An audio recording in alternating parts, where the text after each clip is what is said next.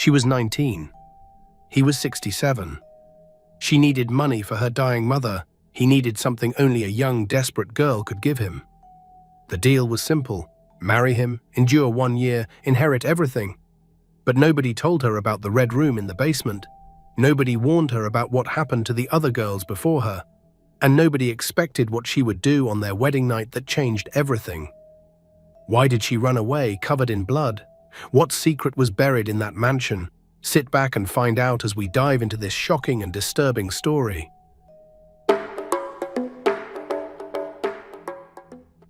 Goodness was a young woman living in a small village in Nigeria. She was known for her beautiful face, her gentle spirit, and her kind heart. But there was something more that weighed heavily on her shoulders: the crushing burden of poverty. Every day, Goodness would walk through the village, seeing her former classmates dressed in fine clothes, carrying expensive bags, and living lives she could only dream of.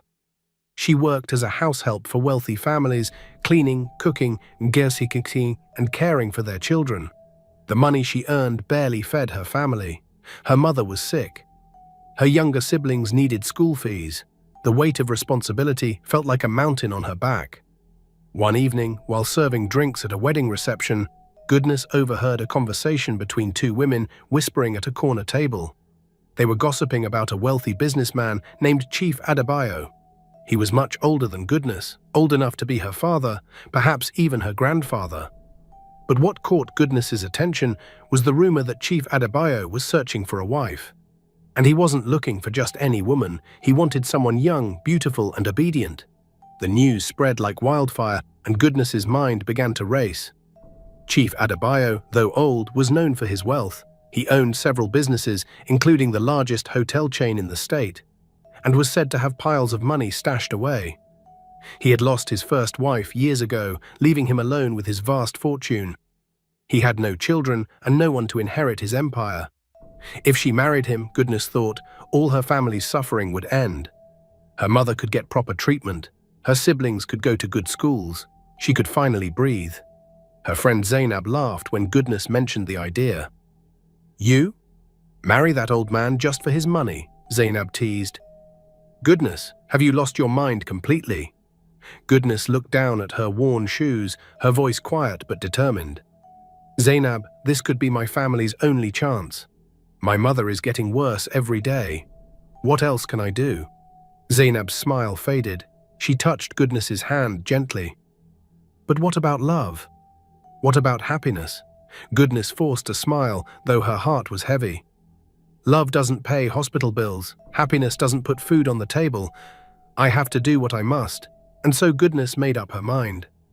The very next day, she borrowed a decent dress from Zainab and went to Chief Adebayo's mansion.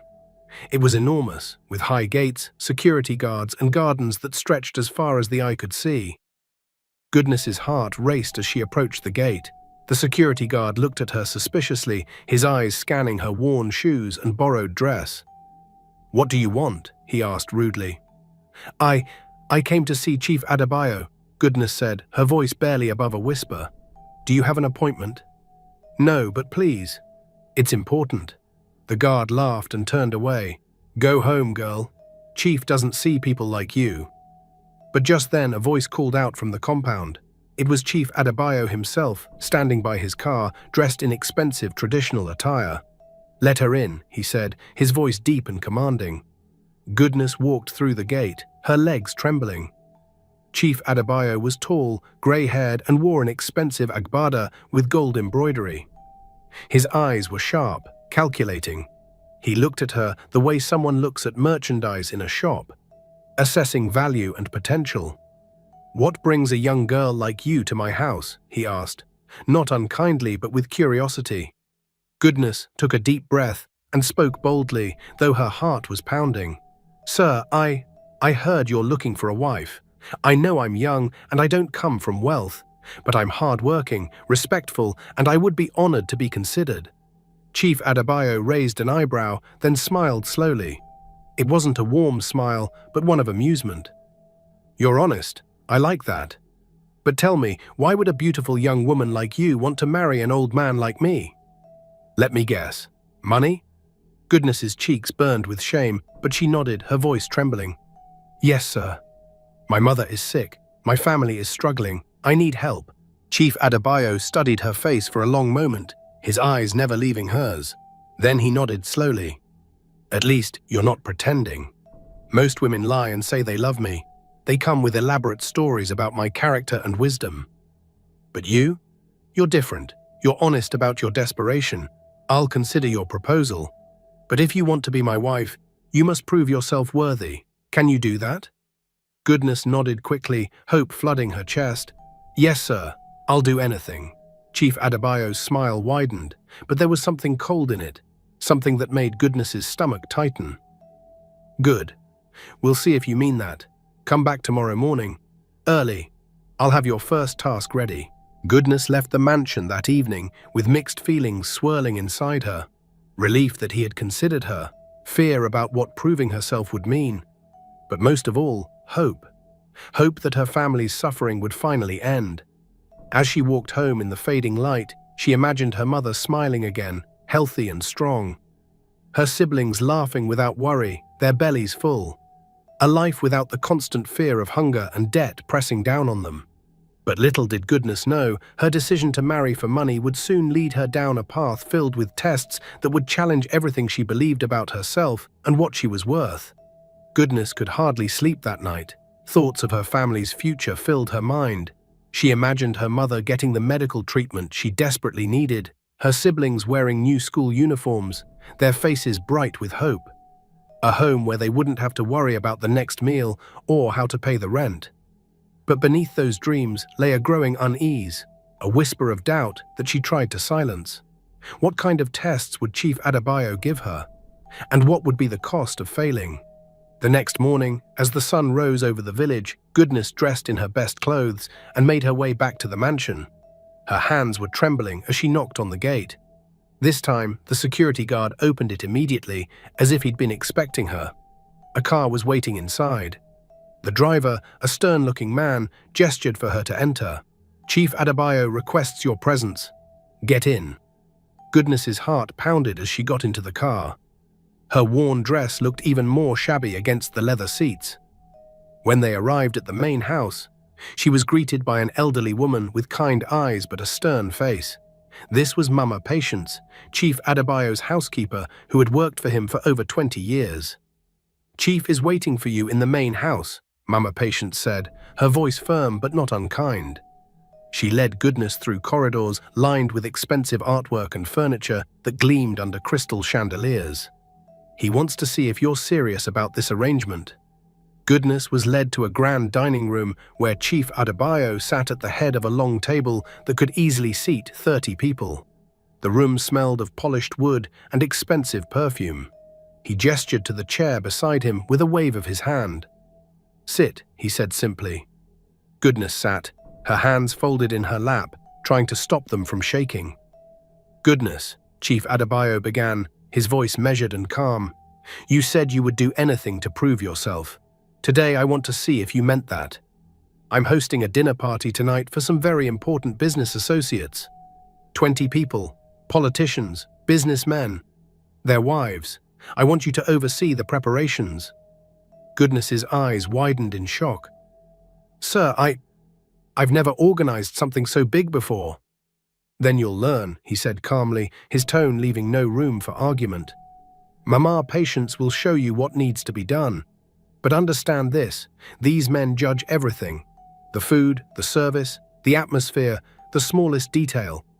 If you embarrass me tonight, there will be no second chance. You'll go back to your village and we'll never speak again." Goodness swallowed hard, fear rising in her throat.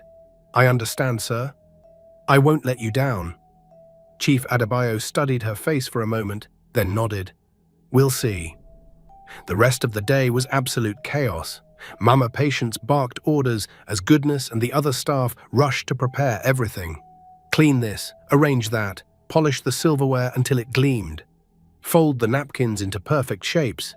Check every single wine glass for spots or fingerprints. Prepare dishes that Goodness had never even heard of before. Goodness's hands were shaking as she worked. She had cooked for families before, helping in their kitchens for small wages. But never anything this elaborate. Never anything this important. The pressure felt like a physical weight pressing down on her chest, making it hard to breathe. By evening, as the sun began to set, the guests began to arrive. Wealthy men in expensive suits that probably cost more than Goodness's family earned in a year. Their wives dripping with gold jewelry, diamonds catching the light. They looked at Goodness with curiosity, their eyes scanning her with barely concealed judgment. They whispered to each other behind perfectly manicured hands. "Who is that girl? Is she the new one? She looks so young. Too young. Where did he find her?" Goodness kept her head down and focused on her tasks, trying to ignore the stares and whispers, serving drinks with steady hands, making sure plates were filled with the right portions, ensuring every guest had exactly what they needed before they even had to ask. But then disaster struck without warning. One of the guests, a large man with a loud voice and an even louder laugh, called for more wine. Goodness rushed over with the bottle, moving quickly to serve him. Her hands were trembling from exhaustion and nerves. As she poured, some of the expensive red wine spilled onto the pristine white tablecloth. The room went silent. All conversation stopped. The man stared at the red stain spreading across the fabric like blood. Chief Adebayo's face darkened, his jaw tightening. Goodness felt her heart drop into her stomach. "I'm so sorry, sir," Goodness whispered, her voice breaking with shame and fear. "I'm so sorry. Please forgive me." The guest waved his hand dismissively, clearly uncomfortable with her obvious distress. "It's fine. Accidents happen. Don't worry about it." But Chief Adebayo stood up, his chair scraping against the floor. His eyes were cold as ice. "Mama Patience, bring a new tablecloth immediately. Goodness, come with me. Now." Goodness followed him out of the dining room on shaking legs, her heart racing so fast she thought it might burst. They walked to his study in silence. He closed the door behind them with a soft click that sounded final, like a prison cell closing. "Do you understand what you just did?" he asked, his voice quiet but sharp as a knife. "You made me look careless in front of my associates. Like I can't even manage my own household properly, like I choose incompetent people." Tears filled Goodness's eyes, spilling down her cheeks. "I'm so sorry, Chief. Please give me another chance. I was nervous. It won't happen again. I promise." Chief Adebayo stared at her for a long moment, letting the silence stretch uncomfortably. Then he sighed, a sound of disappointment. "You're lucky that man was forgiving. Another guest might have made a scene. But this is your first and last warning, Goodness. If you want to be part of my world, you cannot make mistakes. There is no room for weakness here, no room for nervous hands or second chances. Do you understand?" Goodness nodded, wiping her eyes with the back of her hand. "I understand, sir. It won't happen again." "Good. Now go back and finish your duties." "And Goodness?" He leaned closer, his voice dropping to barely above a whisper. "Smile. My guests should never see you upset.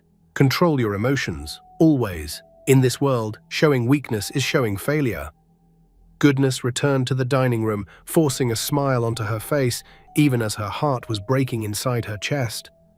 She moved through the rest of the evening like a ghost, serving with mechanical precision, smiling when appropriate, pretending everything was perfectly fine. When the last guest finally left several hours later, Goodness collapsed into a chair in the kitchen, her body exhausted and her spirit crushed. Mama Patience brought her a glass of water and sat down beside her with a heavy sigh.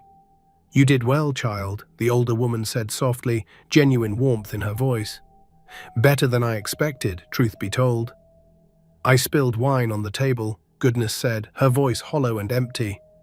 "I embarrassed him." "Yes, but you kept going. You didn't break down. You didn't run away. That takes real strength." Mama Patience sat beside her, her weathered hand covering Goodness's young one. "Listen to me carefully. Chief Adebayo is not a bad man, but he is a very demanding one. If you marry him, this will be your life. Constant tests, constant pressure, constant performance. Every day. Every moment. Are you absolutely sure this is what you want?" Goodness thought of her mother's tired face, lined with pain and worry, her siblings' empty plates at dinner, the unpaid bills stacked on their small table at home, the desperation in her mother's eyes when she couldn't afford her medicine. "I don't have a choice," Goodness whispered, her voice breaking. Mama Patience sighed deeply, the sound of someone who had seen this story before. "We always have choices, child, but sometimes all the choices are hard. Sometimes all the roads lead through pain. You just have to decide which pain you can live with." That night, as Goodness rode home in Chief Adebayo's car, she stared out the window at the dark streets passing by. She had passed the first test, but already she felt something inside her beginning to crack, like glass with a hairline fracture that would eventually shatter.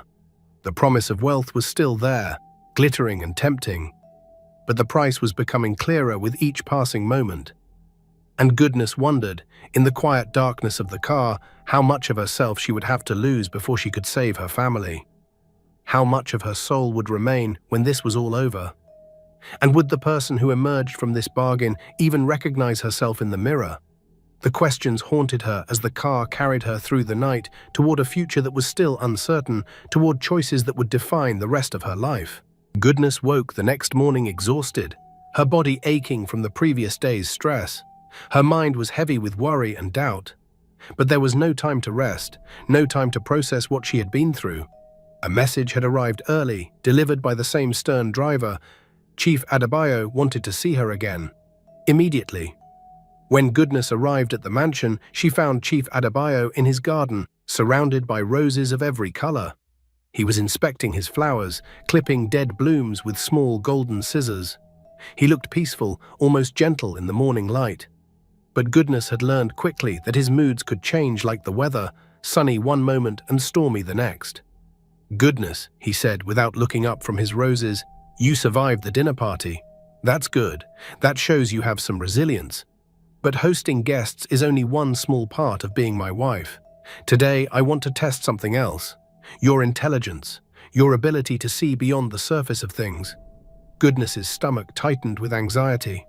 "Sir?" Chief Adebayo finally looked at her, his eyes sharp and assessing. "I have a business problem. One of my hotels in the next town is losing money. The manager says it's because of competition from newer hotels, but I think he's lying. I think he's stealing from me, pocketing money that belongs to me. I want you to go there, observe everything, ask questions carefully, and come back with the truth." Goodness was stunned, her mouth falling open slightly. "But sir, I don't know anything about business. I don't know how hotels work." "Then you'll learn quickly," he said simply, turning back to his roses. "I need someone I can trust. Someone who isn't already corrupted by money and power. You're poor. You're desperate. That makes you useful to me. You have nothing to lose by telling me the truth and everything to gain. Do you understand?" His words stung like slaps, but Goodness understood perfectly. She was being tested again, not just for her skills, but for her loyalty, for her willingness to do whatever he asked, no matter how difficult or uncomfortable. "I'll do my best, sir," she said quietly, bowing her head. Chief Adebayo handed her an envelope thick with cash. "Take this. Stay at the hotel for 3 days. Watch everything that happens. Talk to the staff when they don't know you're watching. Talk to the guests, the suppliers, the cleaners, everyone. Then report back to me with the complete truth." Goodness took the envelope with trembling hands, the weight of the money and the responsibility both heavy. "Thank you, sir." That afternoon, Goodness traveled to the hotel by bus, clutching her small bag. It was called Golden Pearl Hotel, and from the outside, it looked beautiful and well-maintained. But when she entered through the glass doors, she noticed problems immediately. The reception desk was dusty, fingerprints visible on its surface. The carpet was stained in several places. Staff members were sitting around chatting and laughing instead of working. The air smelled stale, like windows hadn't been opened in days. Goodness checked into a room using a false name that Chief Adebayo had given her. She didn't tell anyone who she was or why she was really there. For the next 3 days, she watched carefully, her eyes and ears open to everything. She talked to the housekeepers during breakfast service, asking casual questions. She chatted with the night security guard when she couldn't sleep. She befriended a young waitress named XOXO, who seemed honest and unhappy with how things were being run. Slowly, like pieces of a puzzle coming together, the truth emerged. The manager, Mr. Bello, was indeed stealing systematically. He was inflating expenses on paper, claiming to spend more on supplies than he actually did, then pocketing the difference. He was also letting his friends and family stay at the hotel for free while recording them as paying guests, stealing that revenue as well. The staff knew about it, every single one of them, but they were too afraid to speak up. Mr. Bello had connections to powerful people. He had threatened to destroy the life of anyone who reported him, promised to make sure they never worked again. On the third day, Goodness gathered all her notes carefully. She had names, dates, specific amounts, evidence that couldn't be denied. Her hands shook as she prepared to return to Chief Adebayo. She knew that exposing Mr. Bello could be dangerous, not just for her, but for the staff who had trusted her with information. But she also knew this was her test. If she failed, if she came back with nothing, she would lose everything. When Goodness returned to the mansion, Chief Adebayo was waiting in his study, sitting behind his massive desk. She laid out everything she had discovered, her voice steady as she presented the evidence. The falsified records, the systematic theft, the intimidation of staff members, the culture of fear that Mr. Bello had created. Chief Adebayo listened without interruption, his face giving nothing away. When she finished, he leaned back in his leather chair, his fingers pressed together in front of his face, thinking deeply. "You've done well, Goodness," he said slowly, deliberately. "Very well indeed. Most people would have been too afraid to dig this deep. They would have asked a few surface questions and come back with nothing useful. But you weren't afraid. You were thorough, brave, even. You've saved me hundreds of thousands of naira with this information." Goodness felt relief wash over her like warm water. "Thank you, sir. I only wanted to help." "Mr. Bello will be dealt with severely," Chief Adebayo continued, his voice hardening. "Because of you, I'll stop the bleeding of money from that property. You've proven you can be trusted with important matters." Goodness smiled, feeling proud for the first time in days, feeling like maybe she could actually do this. But then Chief Adebayo's expression changed, became colder, more distant. "However, you should know something important. Mr. Bello is my late wife's cousin, my beloved wife who passed away 5 years ago. She would have wanted me to give him a chance, to forgive him, to show family mercy." Goodness's smile faded instantly, confusion flooding her mind. "Sir, what I'm saying is this. You've put me in a very difficult position. Yes, you told me the truth. I asked for it and you delivered it. But because of that truth, I must now hurt my late wife's family. I must disgrace them. Fire him publicly, possibly prosecute him. Do you understand the burden you've placed on me with your honesty?" Goodness felt her chest tighten, felt like she couldn't breathe properly. How was this her fault? She had only done exactly what he asked her to do. She had followed his instructions perfectly. I'm sorry, sir. I was only trying to help. You asked me to find the truth." Chief Adebayo waved his hand dismissively. "You did help. You did exactly what I asked, but you must understand something crucial about my world, Goodness. In this life, every action has consequences. Every truth has costs. Every piece of loyalty demands a price. Remember that lesson well."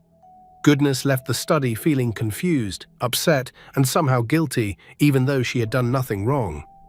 She had passed the test, but somehow it felt like she had failed.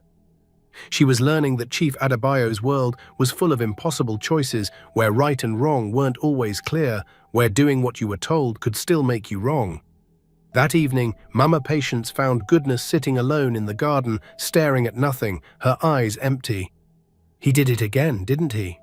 the older woman asked gently, sitting down beside her. "Made you feel guilty for doing exactly what he asked? Made you doubt yourself and your choices?" Goodness nodded slowly, tears sliding down her cheeks silently. Mama Patience sighed deeply, a sound full of understanding and sadness. "This is his way. This is how he operates.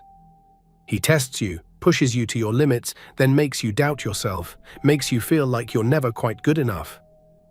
It's how he controls people, keeps them off balance and desperate to please him. Are you absolutely sure you want this life, child? Because it won't get easier, it will only get harder. Goodness wiped her eyes, her voice barely a whisper. I have to be sure. My family needs me to succeed. They're depending on me. But what about what you need? Mama Patience asked softly, her hand on Goodness's shoulder. What about your own heart? Your own soul? What happens to those? Goodness had no answer. The truth was she had stopped thinking about her own needs long ago. Survival didn't leave room for personal wants or dreams. Duty had consumed everything else. The next morning, Chief Adebayo summoned Goodness again. This time, his expression was almost kind, almost warm. Goodness, you've passed 2 important tests. You can manage my household under pressure. You can handle my business affairs with intelligence. But there's one more thing I need to know before we proceed. Can you handle me? Can you handle being with me every day? Goodness frowned, confused by the question. Sir? I am not an easy man, Chief Adebayo said bluntly, with brutal honesty. I have moods that change quickly. I have demands that most women cannot meet. I have expectations that seem unreasonable to ordinary people. Before we proceed with marriage preparations, I want you to move into the mansion for 1 month. Live here with me. See what your life would truly be like, day by day. If after 1 month you still want to marry me, then we'll make it official. We'll have a ceremony, but if you can't handle it, then we part ways now. What do you say? Goodness's heart raced wildly. Moving into the mansion meant leaving her family completely. But it also meant getting closer to securing their future, to ending their suffering once and for all. I agree, sir, she said firmly. Chief Adebayo smiled, genuine pleasure in his expression. Good. You'll move in tomorrow. Mama Patience will prepare a room for you. Pack everything you'll need. As Goodness left the mansion that day, she felt both hope and dread warring inside her. The finish line was in sight, so close she could almost touch it. But she sensed that the final stretch would be the hardest of all, the most painful, the most costly. And she wondered, as she walked home in the afternoon heat, if she had the strength to endure what was coming. If anyone did. Goodness moved into Chief Adebayo's mansion the next day, her entire life fitting into one small worn bag. Her few belongings looked pitiful in the grand room she was given. Her mother cried as Goodness left, holding her hands tightly, her grip weak but desperate. Are you absolutely sure about this? Her mother asked, her voice weak and full of worry. You don't have to sacrifice yourself for us. Yes, Mama, Goodness said, forcing confidence into her voice that she didn't quite feel. This is for all of us. I'll send money for your treatment very soon, I promise you. Just hold on a little longer. Her younger siblings hugged her goodbye, their small arms tight around her waist. They didn't fully understand what was happening, why their sister was leaving, but they could feel the weight of it in the air, heavy and final. At the mansion, Mama Patience showed Goodness to her room with a sad smile. It was beautiful, more beautiful than anything Goodness had ever seen. Bigger than her entire family's house. A large bed with soft sheets that felt like clouds. A private bathroom with hot water that ran freely. A wardrobe full of new clothes that Chief Adebayo had bought for her, expensive dresses and shoes in her exact size. He wants you to look the part, Mama Patience explained quietly. Starting tomorrow, you'll dress like the wife of a wealthy man. You'll act like her, you'll become her. That first night, Goodness couldn't sleep despite the comfortable bed. The mattress was too soft. The room was too quiet. She missed the sounds of her siblings breathing beside her in their shared room, the familiar creaks of their old house, the distant sounds of neighbors. Here, everything felt strange, foreign, like she was living in someone else's life, wearing someone else's skin. The next morning, Goodness's real education began in earnest. Chief Adebayo had hired a woman named Mrs. Okoro to teach her proper etiquette and refined behavior.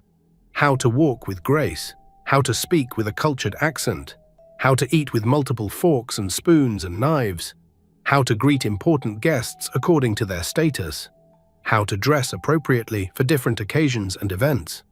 You must erase your village behavior completely, Mrs. Okoro said sharply during their first lesson, her voice cutting and critical. Chief Adebayo's wife must be refined, elegant, sophisticated. You must make him proud at all times, not embarrass him with crude manners. Every word felt like an insult, like a rejection of everything goodness was. Like everything about her natural self wasn't good enough, needed to be erased and replaced. But she bit her tongue and learned, practiced, repeated. She practiced walking with books balanced on her head for hours until her neck ached. She memorized which wine glass went with which course, which fork was for salad and which for dessert. She learned to smile pleasantly even when she felt nothing inside, learned to make her face a beautiful mask. In the evenings, she would dine with Chief Adebayo in the formal dining room. He would ask her questions about her lessons, testing her knowledge like a strict teacher, correcting her mistakes immediately and publicly, even in front of the servants. "Your posture is slumping again," he would say sharply. "Sit up straight. A lady never slouches. You're speaking too loudly." A proper lady uses a soft, melodious voice, not harsh village tones. "Don't laugh like that." It's unrefined, crude. Learn to laugh delicately. Slowly, day by day, Goodness felt herself disappearing, like she was fading away. The girl who used to laugh freely with Zainab about silly things, who used to sing while cooking for her siblings, making up funny songs, who used to dream of simple happiness, of love and children and a small happy home. That girl was being systematically erased, replaced by someone Chief Adebayo was molding to fit his exact specifications, like shaping clay into a specific form. One evening, after a particularly difficult dinner where Chief Adebayo had criticized everything from her table manners to the way she wore her hair to how she held her water glass, Goodness retreated to her room and cried. Deep, racking sobs that shook her whole body. Mama Patience found her there, curled up on the bed like a child. "Child, what's wrong?" the older woman asked gently, sitting beside her. "I don't know who I am anymore," Goodness sobbed, the words pouring out. "Every day, I become less myself. Every day, more of me disappears. And I'm not even married yet. What will happen when I become his wife completely? Will there be anything left of me at all?" Mama Patience sat beside her, stroking her hair like a mother would, gentle and soothing. This is the price rich men demand, especially men like Chief. They don't want wives, not really. They want possessions. Beautiful things they can display and control like expensive artwork. Things that reflect well on them. "But my family needs me to do this," Goodness whispered desperately. "They're counting on me. I can't give up now." "Perhaps that's true," Mama Patience said softly, sadly. "But at what cost to your soul? What good is saving your family if you lose yourself completely in the process?" The question haunted Goodness through the following weeks like a ghost. As she continued her transformation, she caught glimpses of herself in mirrors throughout the mansion and didn't recognize the person staring back. Her clothes were expensive now, designer labels she had never heard of. Her hair was styled perfectly every day by a professional. Her skin glowed from expensive creams and treatments, her nails were manicured, her eyebrows shaped, her makeup applied by experts. On the outside, she looked like she belonged in Chief Adebayo's world, looked like she had been born to wealth and privilege. But inside, she felt hollow, empty, like a beautifully decorated room with no one actually living in it. Like a gorgeous shell with nothing inside. Halfway through the month, Chief Adebayo took Goodness to a charity gala hosted by the governor. It was her first public appearance with him, her debut into high society. Important people were there, people she had only seen on television, politicians in expensive traditional wear, business moguls worth billions, society women dripping in diamonds that could feed Goodness's village for a year. Goodness wore a stunning gold dress that Chief Adebayo had personally chosen, had insisted she wear. She moved through the crowd with practiced grace, the result of weeks of intensive training, smiling at the right moments, greeting people with the proper titles, saying all the right things, making small talk about nothing. Chief Adebayo watched her carefully throughout the evening, his eyes never leaving her for long, assessing her performance like a director watching an actress. "You're learning quickly," he whispered to her during a quiet moment. You almost look like you belong here now. Almost. Almost. The word cut deep, reminded her she would never truly belong, would always be an imposter in this world. Later that evening, Goodness excused herself to use the ladies' room in the hotel ballroom. As she stood washing her hands at the ornate sink, she heard voices from the sitting area. 2 women were talking, not realizing she was there, hidden behind the marble partition. "Did you see Chief Adebayo's new girl? So young it's disgusting. She could be his granddaughter. He always finds these poor, desperate ones from villages, molds them like clay, trains them like pets, then gets bored after a while and moves on to the next pretty face. I give it 2 years maximum before he's looking for the next one. That's his pattern." 2 years? You're generous. I heard his last girlfriend barely lasted 1 year before he discarded her like garbage. Just threw her out with nothing. Goodness's blood ran cold, her hands freezing under the running water. Last girlfriend? Chief Adebayo had never mentioned anyone before his late wife, had acted like she would be his first relationship since his wife died. The women continued talking, their voices carrying clearly. And that other one, before her? 3 years she wasted, 3 years of her youth. Then he just sent her away one morning with nothing but the clothes on her back. It's terrible. But what can you do? These village girls are so desperate for money they'll do anything. They don't ask questions until it's too late. Goodness felt sick to her stomach, felt like she might vomit right there. She waited until the women left, then splashed cold water on her face, trying to steady herself, trying to breathe normally. When she returned to the ballroom, she couldn't focus on anything. The music was too loud, the lights too bright. Chief Adebayo's hand on her arm felt like a chain. When they returned to the mansion that night, Goodness couldn't stop thinking about what she'd heard. The next morning, she carefully, nervously approached Chief Adebayo in his study. Her palms were damp, and though she had practiced her words over and over again in her mind, they threatened to crumble the moment his sharp gaze met hers. He sat behind a heavy mahogany desk, reviewing documents with the precision of a man who saw numbers as truth and people as tools. "Speak," he said, not looking up at first. Goodness's throat tightened. "Sir, may I ask you something personal?" Now his eyes lifted, cold and inquisitive. "Personal? That depends on how wisely you ask," she swallowed hard. "I heard that before me there were others. Young women, women you promised marriage to but never actually married. Is it true?" The silence was unbearable. He stood slowly, walking to the tall window behind him. His back straight, his hands clasped loosely. Finally he spoke. "Who told you that?" "It doesn't matter, sir," she whispered. "I just need to know."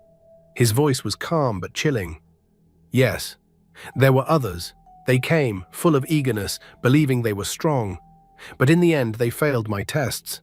They could not endure what was required, and so I sent them away." Goodness's chest burned. "So how do I know I won't end up like them?" He turned, his expression unreadable. "You don't. That is what faith is. Either you trust me or you don't. Either you believe in the life I offer or you walk away now." Her lips trembled. I need time." His eyes hardened. "Time? You have been here 3 weeks already. You have 1 week left. Use it wisely, Goodness, because at the end of it, you will give me your answer.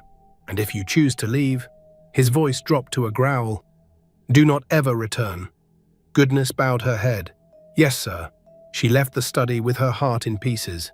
For the first time, she questioned if she had stepped into a cage from which she might never escape. That evening, Mama Patience found her sitting alone in the garden, staring at the roses Chief Adebayo so meticulously tended. The older woman's voice was gentle. "Child, what did he do this time?" Goodness shook her head. "It's not just what he does. It's what I'm becoming. Every day I feel less like myself, and now I hear I'm not even the first. I'm just..." The next Mama Patience sighed deeply, the lines on her face etched with years of quiet battles. "He takes pride in molding people, in shaping them, but he never truly loves them. Not the way you deserve. If you stay, you must understand, this may be your forever." Goodness's throat tightened. "And if I leave, my family suffers. The older woman placed a hand on her shoulder. Then you must ask yourself, which pain can you live with? 2 days later, Goodness received devastating news. Her neighbor came rushing to the market where she had gone with Mama Patience to buy vegetables. Breathless, the woman cried, "Your mother collapsed. She's barely breathing. Come quickly." Goodness's legs nearly gave way. She raced back, the driver trailing behind. At home, her mother lay pale on a mat, her siblings sobbing around her. "Please, we must take her to the hospital," the neighbor urged. "But the money—" Goodness pulled out her phone with shaking hands and dialed Chief Adebayo. "Sir, please. My mother is dying. I need help. Please send your doctor. I'll do anything." On the other end, his voice was calm, almost satisfied. "This, Goodness, is your final test. Come back to the mansion now, make your decision. If you agree to be my wife, my doctor will be at your mother's side within the hour. All her bills will be paid. Your family will never know suffering again. But you must choose. Now." Goodness's heart shattered. "You're using my mother's life against me." "I am showing you reality," he said coldly. "Everything in this world has a price. If you want her saved, you must pay with yourself." Tears blurred her vision. She looked at her siblings' terrified faces, at her mother's shallow breathing. She whispered, "I'll come." The drive back to the mansion was like a funeral march. Every turn of the wheel felt like a nail in her coffin. When she entered the mansion's main hall, Chief Adebayo was waiting. He stood tall, dressed in a regal white agbada, looking every bit the master of his world. "So," he said smoothly, "what is your answer?" Goodness's legs trembled. She thought of her mother, of all the sacrifices. She thought of her siblings' hungry eyes. And then she thought of herself, the girl who used to sing, the girl who used to laugh freely, the girl who was slowly dying inside this golden cage. Her lips parted. The words came out stronger than she expected. "No." For a moment, silence. Then his face twisted in disbelief. "What did you say?" "I said no." Her voice rose, steady now, carried by a force inside she hadn't felt in weeks. "I won't marry you. I won't sell myself, not even to save my family, because if I do, I'll lose everything that makes me who I am. And that is a price too high." Chief Adebayo's eyes blazed with fury. "You fool. Your pride will kill your mother. You will regret this every day of your life." Goodness's tears spilled, but she didn't flinch. "Maybe, but at least I'll regret it as myself, not as your puppet." She turned and walked toward the door. Each step felt lighter, freer, though fear gripped her heart like claws. "If you walk out that door," he thundered, "I will never help you again. You and your family will rot in poverty." Goodness paused at the threshold, her back to him. "Then we'll face poverty with dignity, because that's something your money can't buy." And with that, she stepped out of the golden gates, leaving behind the cage that had almost swallowed her soul. When Goodness returned home, she found her mother still struggling to breathe. But a kind local nurse had come, bringing medicine. Neighbors pooled together small contributions. Zainab, her loyal friend, stayed by her side. Her mother's eyes opened weakly. "Goodness, the marriage?" Goodness knelt, taking her hand. "I couldn't do it, Mama. I'm sorry. I failed you." Her mother's weak grip tightened around her daughter's fingers. "No, you didn't fail. You saved yourself, and that is worth more than gold life." After that was hard, very hard. Goodness worked small jobs in the market, selling food with Zainab. Some days, they earned barely enough for one meal. But each night, Goodness lay down knowing she was free, that her laughter when it came was hers. Weeks later, Mama Patience arrived at the market stall. Goodness blinked in surprise. "Mama Patience, what are you doing here?" The older woman smiled faintly. "I left his service. After you walked away, I realized I had spent too many years enabling his control. Your courage opened my eyes." Goodness's voice cracked. "I don't feel courageous. I feel scared, lost." Mama Patience touched her cheek gently. "That is what real courage is, child.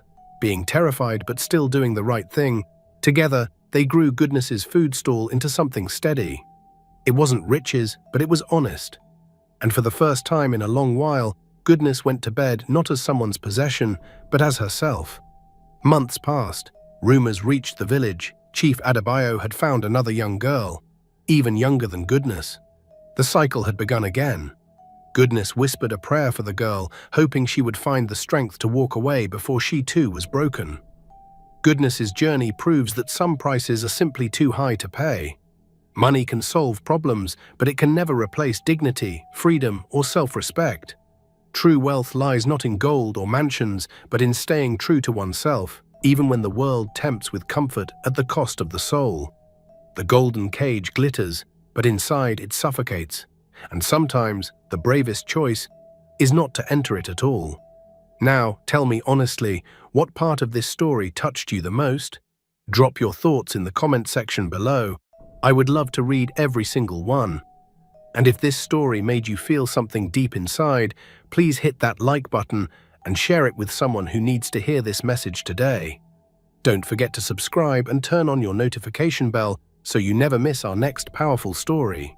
See you soon.